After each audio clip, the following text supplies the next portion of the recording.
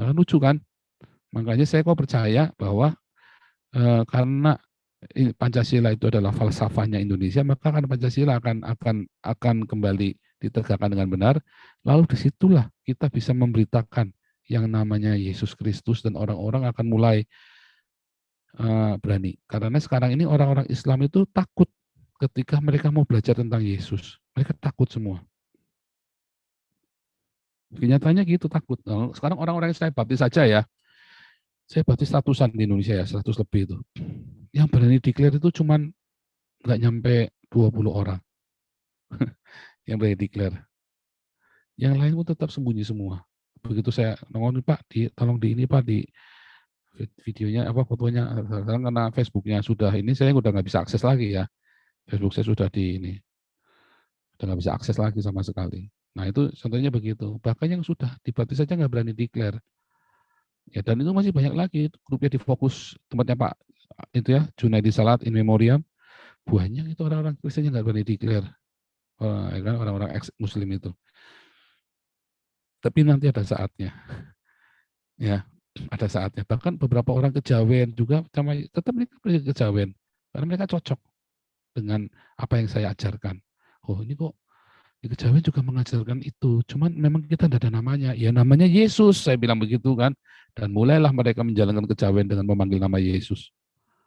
Kalau nggak salah Pak Siliwangi juga ada di sini nggak Pak Siliwangi nih? Pak Siliwangi juga tuh ya, dia menjalankan ininya dia, tetapi dengan memanggil nama Yesus. Mana nih Pak Siliwangi? Ada nggak? Oh belum masuk nih, Pak Siliwangi mana nih? Biasanya nggak pernah absen ini, tiba-tiba nggak Udah ada. berapa hari ini absen kayaknya. Absen ya Saya berapa nggak hari lihat. ini ya? Iya, Beberapa hari ini absen ya. Biasanya nggak pernah absen ya, dia ya, rajin terus. iya. Pak Siliwangi sama, dia menjalankan ininya dia, tetapi dengan memanggil nama Yesus. Dia cerita sama saya kan. Artinya apa? Oh, ya sebenarnya yang benar begitu. Tadi kekristenan itu masuk ke dalam semua budaya. Tadi siapa yang bertanya-tanya ya? Loh, kalau gitu masih menjalankan budayanya Ilham, Pak Ilham. Iya, yang di Toraja potong ke bawah aja tetap nggak apa-apa. Orang Tionghoa cengbengan aja nggak masalah. Yang masalah, yang kita panggil siapa? Yang kita tuju sekarang siapa? Yesus Kristus. Itu loh. Sama kekristenan waktu waktu masuk ke Eropa, itu kan mereka budaya pagan. Kekristenan itu cuma numpang aja pengajaran dalam ya kan, Yesus ditambah mengasihi mengampuni, sama patung-patungnya semuanya, patungnya Zeus jadi Allah Bapa, patungnya Dionysius jadi patungnya Yesus, patungnya Helen jadi patung apa uh, Maria itu bukan Helen itu apa namanya, saya lupa itu ya, itu jadi Bunda Maria. Nah kalau saya ke Cina, saya diizinkan Tuhan nanti saya masuk Cina, saya merintis jemaat di sana, so saya akan bikin kelenteng, sembayangnya nanti pakai dupa gede-gede, dupanya usah gede-gedenya, nanti saya pakai yang wangi, nanti peresmian gereja Yesus ya, Tian ya kan. Saya akan bikinnya Wan Kong itu apa, Jilaihut itu jadi Allah Bapa nanti, ya kan. Kwan Kongnya itu jadi Yesus Kristus, nanti Kwan ini jadi Bunda Maria. Nggak apa-apa. Karena kekristenan itu masuk dalam semua budaya intinya. Jadi belajarlah menginjil jangan dengan budaya Eropa dan budaya Amerika. Itu ya, itu di dalam paradigma misi. Nanti kalau yang teman-teman nanti ikut sekolah, ikut kursus evangelis, saya kenalkan bukunya David Bosch itu ya, paradigma misi. Ternyata itu semua gara-gara di abad ke 17, 18, 19. Namanya pekabaran Injil itu adalah westernisasi. Ya, orang Papua dikasih baju, orang-orang Jawa dulu telanjang, orang Bali semua telanjang, disuruh pakai pakaian, disuruh pakai jas. Westernisasi. Nah, itu salahnya di situ. Terjadi perubahan paradigma dalam pekabaran Injil. Namanya beradab, namanya orang mengkristenkan orang itu, misi itu adalah supaya orang yang tadinya telanjang dipakai baju, dikasih baju. Jadi berubah paradigma misinya. Itulah masalahnya. Nah, kita nggak mau. Kita mau kembalikan di dalam misi kita adalah memberitakan Yesus Kristus yang adalah Adonai, Kurios, dan mengasihi, mengampuni, memberkati, diakonia, marturia. Sangkal diri, pikul salib tiap hari. Itu berita Injil kita. Nah, begitu meleset, ya itu kita jadi ini. Nah, bisa masuk ke semua budaya. Teman-teman yang sufi kemarin ya, siapa itu? Bukan sufi, apa Pak Siliwangi bilang apa? Saya lupa sih namanya, ini orangnya nggak ada nih, kemana sih nih? Saya lupa namanya ya. Dia tuh ada, dia inilah belajar itu. Terus siapa lagi tadi? Yang ini, yang di Toraja kemarin. Ya tetaplah dengan budayanya. Jangan menghapus budaya nenek moyangmu. Itu budaya nenek moyang itu dibangun itu untuk identitas suku itu. Nah, kemudian kita tambahkan identitas itu dengan Yesus. Kita meteraikan identitas itu dengan darah Yesus. Itu yang benar. Ya, menurut saya. Yang saya belajar dari Alkitab. Itu begitu. Ya, gitu ya. Oke, lanjut. Gitu kok Apun. Itu jadi kalau Indonesia kapan merdeka? Kapan akan mengalami masa kejayaan seperti Israel? Saat ini, saat Islam runtuh. Itu kok Apun. Ya, terima kasih Pak Paul. Radikal ya, tapi itu beneran. Selama Indonesia disandra oleh Islam, nggak akan maju, percaya saya. Ini kemarin mau maju baru dikit lagi, sekarang disandra lagi masalah Palestina. Ya, oke, capek udah pokoknya. Markus Lusikoi. Iya, capek lu Pak. Aduh, Pak bayangin coba Bapak punya usaha begini. Tiap hari kan was-was kan, kapan demonya, kapan bakar-bakaran nih. Ayo, sejujurnya begitu kan, walaupun di asuransi, ya, tapi asuransinya keluarnya kapan? Iya kalau dibayar. Kayak kemarin sampai itu Bumi Putra apa siapa itu ya, Jiwasraya ya, pada email ke saya Pak minta tolong dinaikkan Pak. Masalahnya saya bukan bukan buat begitu, kita YouTube kita bukan buat urusan begitu. Ya cuma ini saya singgung dikit lah, ya kan. Ya cuma saya kan nggak tahu masalah sebenarnya bagaimana, ntar saya salah lagi. Tapi kan contoh ada banyak yang dibayar asuransi itu sekarang kan, itu kan. Ya kita tetap mendoakan Indonesia, Pak Paul. Ya, pokoknya berdoa. Tapi gini, diakonia dan marturia. Ya. Itu nggak ada lawan itu. Ya. Oke, lanjut dulu ya. Markus Lusikoi. Ya. Silakan. Terima kasih. Ya, Pak Paul. Ya. Selamat malam, salam untuk semua yang ada di line Zoom dan YouTube.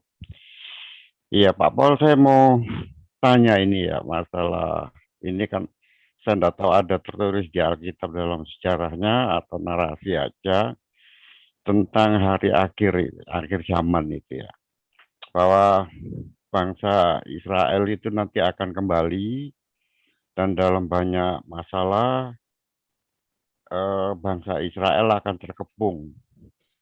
Nah, ketika dia terkepung, diserang dari kiri, kanan, depan, belakang, maka dia akan angkat tangan kepada Tuhan dan berkata, Tuhan mana juru selamat yang kau janjikan. Kan karena sampai hari ini ada beberapa umat Israel yang katanya Yahudi ya, yang katanya itu masih belum menerima Yesus. Nah, pertanyaan saya, narasi yang saya pernah dengar ini, saya karena sumbernya tidak jelas, apakah itu ada dalam sejarah Alkitab? Gitu aja Pak Paul, terima kasih. Nanti ada, tapi kita hari ini nggak bicara tentang itu, kan masa nanti eskatologi. Nanti akan ada saatnya di dalam Wahyu itu disebutkan orang-orang ini akan dikepung, orang-orang Yerusalem ini akan dikepung, ya. Dan tanah akan diinjak-injak oleh bangsa-bangsa. Ukurlah bait suci itu. Tapi pelatarannya jangan, karena itu akan diinjak oleh bangsa-bangsa. Wah, itu benar-benar diacak-acak tuh nanti. Di saat di Tesalonika dikatakan ya, damai, aman, tiba-tiba datang. Wah, itu damai tuh, Yerusalem itu, wah itu luar biasa sekali. Tapi tiba-tiba dicekek nanti. Karena tadi itu polanya orang Yahudi itu selalu begitu, nanti begitu udah damai, udah di puncaknya dia naik turun, naik turun gitu, selalu begitu. Selalu begitu. Ada kaitannya dengan perang yang sekarang ini kira-kira Pak Paul? Oh enggak ada. Perang sekarang ini ecek-ecek, ini enggak ada apa-apa ini. Ecek-ecek ya, ini mah cuman ya. Itu tadi Ramsi kemarin bilang itu cuma anak-anak iseng aja nih, kan lagi capek di rumah sama COVID. Ini perang dikit ngabisin stok lama. Ya kan? Cuma kan konyol sekali nih orang-orang Palestina ngorbanin anak-anak dan itu kan geblek bener ini orang-orang Palestina ini memang. Mau ya dikerjain sama Hamas itu loh. Mau. Padahal zamannya Fatah itu sudah sedemikian rapi sekali kerjasamanya. Sudah cantik itu semuanya. Tinggal dijalanin, tinggal mereka bangun, tinggal membangun diplomasi, bagaimana mereka bisa bertetangga dengan baik, dengan memanfaatkan apa namanya tekanan internasional buat ngerjain Israel kan supaya keluar duit buat bangun Palestina. Tapi kan bodoh sekali, makanya saya bilang konyol sekali. Karena baik dari zaman Abraham pun wilayah Gaza itu bukan menjadi wilayah mereka. Dari zaman Abraham tuh Gaza itu menjadi wilayah sana, wilayahnya. Jadi sebenarnya nggak masalah, dibangunlah di sana, ya kan, atau di apa namanya di tepi barat atau yang di ya, susah ngomongnya itu ya memang kalau orang sudah diracun dengan agama bunuh Yahudi, ya itu udah repot. Ya, karena itu kan asal usulnya kan dari mufti Palestina, bunuh Yahudi. Dan pesan itu disampaikan secara berantai. Karena orang Arabnya udah nggak mau lagi, orang Yordania udah nggak mau lagi, orang Qatar udah nggak mau lagi. Ngerti ini seawur ini ajaran ngawur dia bilang begitu kan. Bunuh Yahudi, ya kan nggak bisa maju-maju, nggak mau. Jadi saya yakin itu tetap ya memang balik lagi ya kita nggak mau bicara kitab yang nubuat tetapi tetap ada lah itu nubuatan itu ada di Wahyu itu ya. Yerusalem itu kan diacak-acak sama bangsa-bangsa itu. Dan terakhir tinggal 144.000 orang kudus saja orang Yahudi itu, yang diselamatkan itu kan. Itu begitu. Cuma kita nggak bicara itu, nanti kita kejebak di akhir zaman. Kita lagi cerita tentang sejarah dulu. Tadi saya terlalu jelas apa yang ngajar ya? Masa nggak ada yang tanya sejarah sama sekali? Oke, oke ini Pak Franky dulu, silakan. Silakan Pak Franky. Pesan, Pak. Shalom Pak Paul. Iya. Jelas suara saya Pak? Ya. Ya saya hanya ada satu pertanyaan. Saya mau bertanya tentang buku Khilafat Terakhir Pak. Itu ditulis tahun 2016 Pak ya. Nah apakah dalam buku Khilafat Terakhir ada tulisan atau tanda-tanda tentang kedatangan Nabi 26 Pak? Mohon sedikit pencerahan. Terima kasih Pak Paul.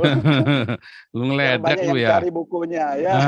Dulu itu justru dalam buku Khilafat adalah kitab sucinya saya itu yang diturunkan dari nggak ada lah.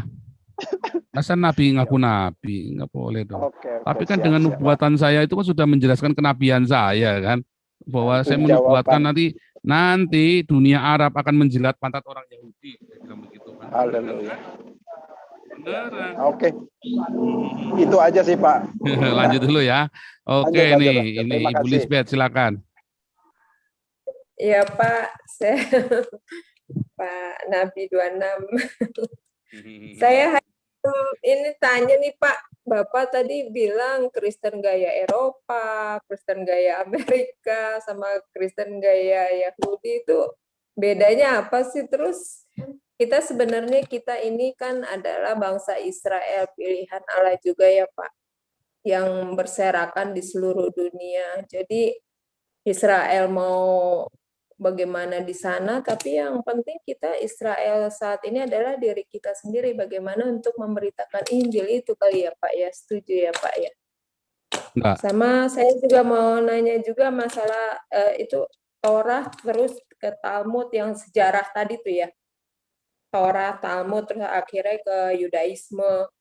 Nah kita ini melihat Indonesia ini pemahaman Kristen ini lihat dari sejarah ini gimana Pak? Agak bingung juga sih saya tadi. Torah, Talmud, Yudaisme gitu. Mohon saya kejebak di sana ya. Jadi Torah itu kan perjanjian itu ya, Torah dan kitab para nabi itu kan perjanjian lamanya kita orang Kristen sama. Iya. Nah, kalau orang Kristen punya perjanjian baru, kalau orang Yudaisme, orang Yahudi itu Yudaisme ya. Kebanyakan orang Yahudi itu menganut Yudaisme, begitu ya. Itu menggunakan Talmud. Nah, begitu. Kalau Islam ada Al-Qur'an, ada hadits. Orang Kristen ada perjanjian lama, ada perjanjian baru. Ya, perjanjian baru itu seperti haditsnya, ya, seperti ya, bukan bilang hadits, tapi itu seperti haditsnya. Untuk melaksanakan perjanjian lama kita butuh perjanjian baru. Nah, sama orang Yahudi untuk melakukan tanah itu Torah dan kitab para nabinya membutuhkan Talmud. Nah, seperti itu. Perbedaan itu Kristen gaya Eropa Amerika apa maksudnya Pak sama Kalau Yahudi? Kristen Eropa itu yang itu kayak orang GKI, orang GPIB, orang HKBP itu gaya Eropa tuh. Kalau yang gaya arah Amerika itu Pentakosta, karismatik itu gaya Amerika tuh. Oh, Heeh. Yahudi? Kalau gaya Yahudi yang orang-orang mesianik itu loh, yang kalau ibadah itu pakai talit, pakai shofar, pakai terong itu sangkakala itu shofar. Terus iramanya lagu-lagunya mesianik, bahasanya juga pakai bahasanya Yahudi-Yahudian begitu.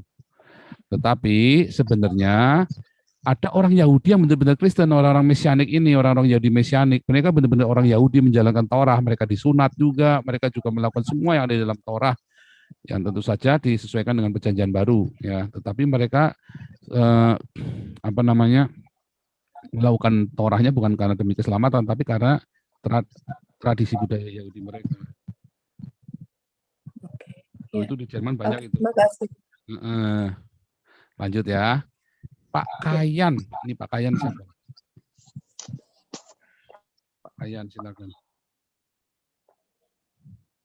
Pak Kayan. Pak Kayan. Boleh Pak Paul. Boleh, lu kuliah lagi deh. Iya.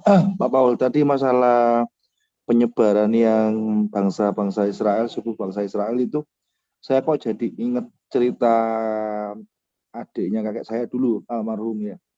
Jadi tentang suku G itu juga katanya kalau di Cina dulu tuh nggak diakui kalau itu orang Cina, diusir-usir gitu katanya Pak. Jadi dibilang itu bangsa pendatang atau gimana gitu Pak. Apakah ada kemungkinan kalau keturunan Chinese yang suku G itu juga adalah bagian dari bangsa Israel itu Pak? Bukan, adanya Kaifeng itu loh. Bukan Ke. Oh, Kaifeng itu. Bukan orang Kaifeng, ada Yahudi Kaifeng, bukan. Bukan ya. Mitosnya itu kan gini Pak, dibilang orang G itu tidak punya daerah asli di Cina gitu. Dia itu suku bangsa pendatang, dia bilang gitu. Bukan, enggak begitu. Bukan Pak. Bukan. Makasih Pak.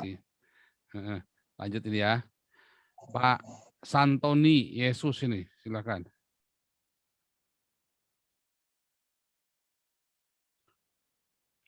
Lanjut ya, Pak Supra.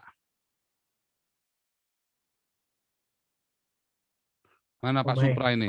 Ya. Shalom Pastor Ya. Paul. Ya, ini saya tadi tertarik dengan kisah bahwa Musa membawa keluar bangsa Israel pada waktu Exodus itu. Pak Paul mengatakan 2 juta orang ya. Halo, jelas Pak suara saya? Ya Pak. Ya. Jelas. Terima kasih.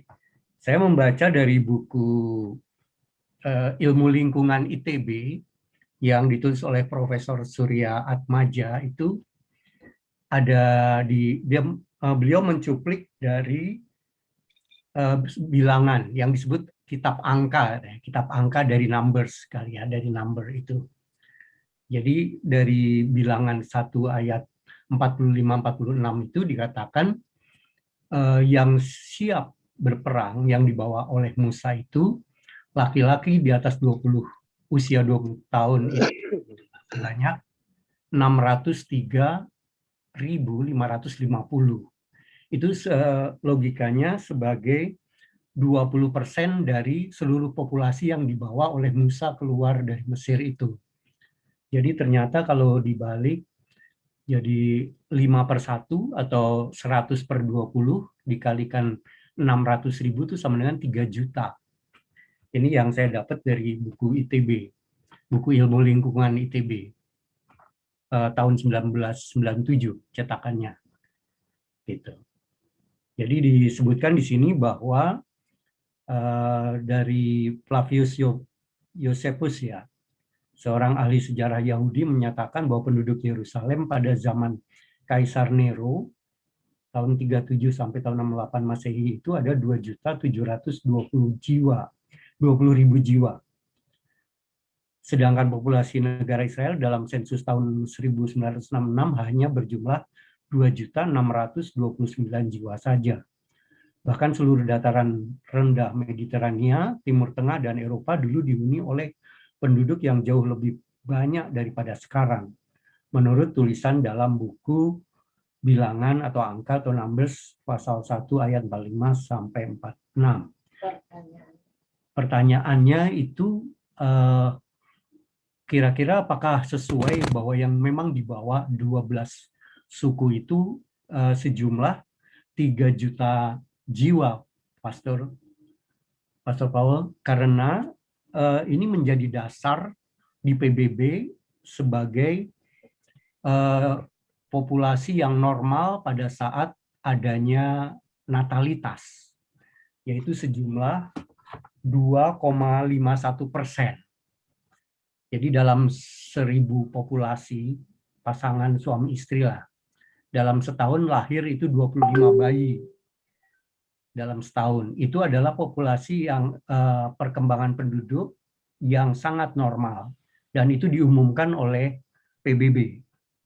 Jadi oleh PBB dalam 1.000 penduduk itu pasangan suami istri melahirkan 25 bayi dalam setahun. Itulah logika yang normal pada saat terjadinya pertambahan populasi di dunia ini. Nah, Indonesia pernah mencapai tahun 84 waktu zaman Soeharto. Sehingga Soeharto dianggap berhasil menyatakan bahwa jumlah penduduk Indonesia tercapai dengan populasi 2,5% itu, 2,51%. Nah, itu saya meminta konfirmasi kira-kira bagaimana menurut Pastor Paul. Terima kasih, Pastor. Masalahnya di mana? Ya sejumlah 3 juta itu kan dahsyat banget, jadi bukan hanya 2 juta gitu yang dibawa oleh Musa keluar dari Mesir itu. Dan itu awalnya kan dari perkembangan yang 430 tahun itu. Pada saat Yakub dengan Yusuf yang sudah ada di Mesir, 70 orang. Pada saat setelah 430 tahun menjadi 3 juta. Dan ini menjadi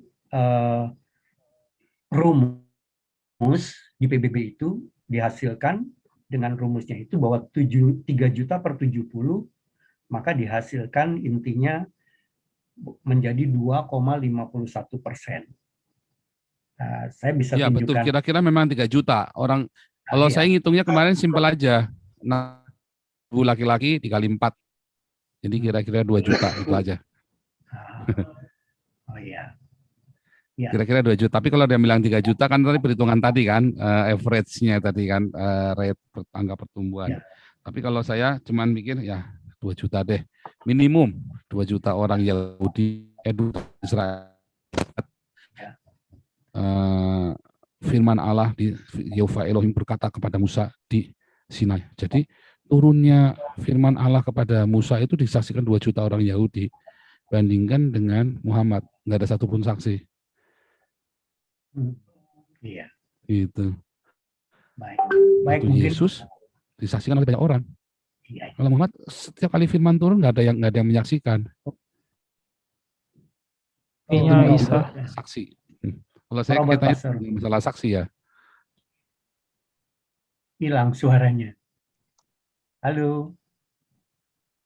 Ya. Hilang suaranya. Bagus kok. Hilang suaranya.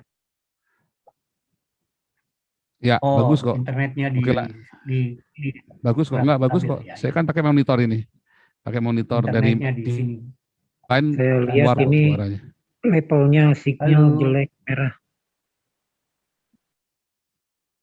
Iya.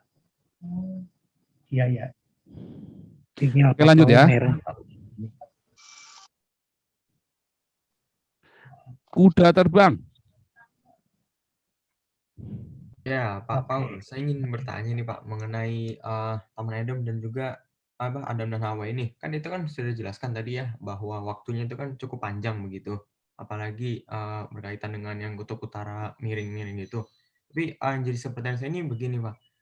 Apakah Adam dan Hawa itu sudah berwujud seperti manusia sekarang ini? Atau itu masih mengikuti secara ilmiah yang bentuknya itu masih seperti manusia purba begitu Pak?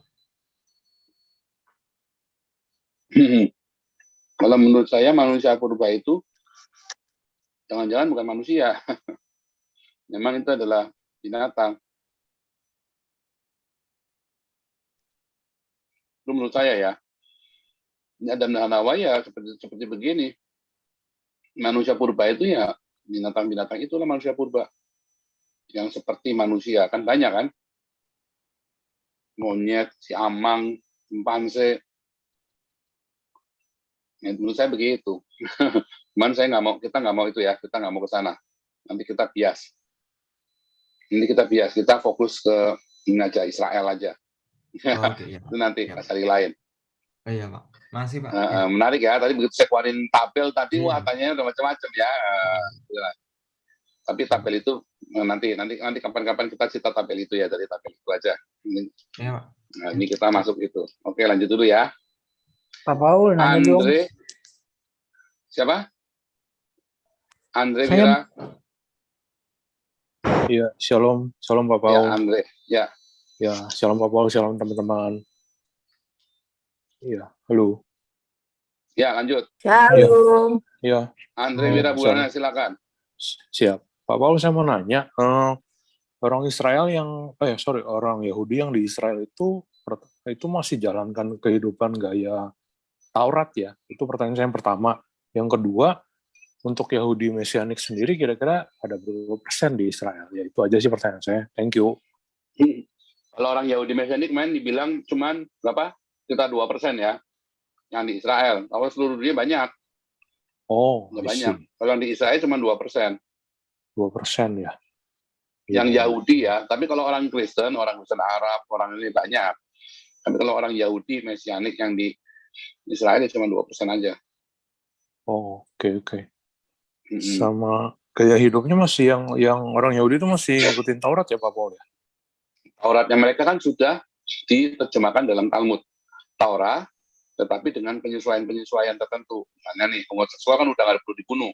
Kalau Taurat kan homoseksual dibunuh.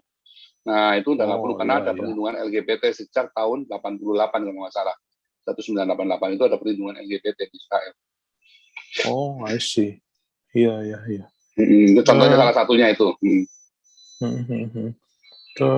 Terus satu lagi Pak Paul, sebetulnya di Israel tuh mayoritas tuh agamanya apa sih Pak Paul Yudaisme. di Israel? Oh, Yudaisme ya? Iya, Yudaisme lah. Orang Yudaisme Arabnya itu baru- ada sekitar 20% ya kalau nggak salah. Oh, oke. Yudaisme terus lanjut ke itu ya Pak Paul, apa Kristen ya? Enggak, Oh, oke. Islam. Oh, Kedar. Islam. Oh. Bukan Kedar. Kedar itu Oh, iya. Ismail. Islam itu bukan keturunan Israel loh. Oh iya, Dari Babel itu. Iya. Ya, Islam itu berarti- keturunannya Raja Nabonidus. Muhammad itu keturunan Nabonidus, bukan Ismail. Ismail itu tadi udah dibuang sama Asyurbanipal itu tahun 700. Iya. Oh berarti anyway yang protes-protes yang ada di Indo konyol juga ya Pak Paul, kan kedua terbanyak kan Muslim kan di Israel. Ya, Kan ditipu sama Hamas. Hamas kan propagandanya kan agama. berarti protes temennya sendiri dong, lucu ya Pak Paul. Lucu kan? Iya. Dan ada banyak orang Kristen di Palestina loh. Iya Pak Paul. Lebih Iya. banyak katanya Iya, ya. iya. Katanya. Ini Pak Habibie yang lebih tahu ya. Jadi Karena kalau lebih banyak orang Kristen di Palestina daripada orang Kristen di Israel. betul. Iya.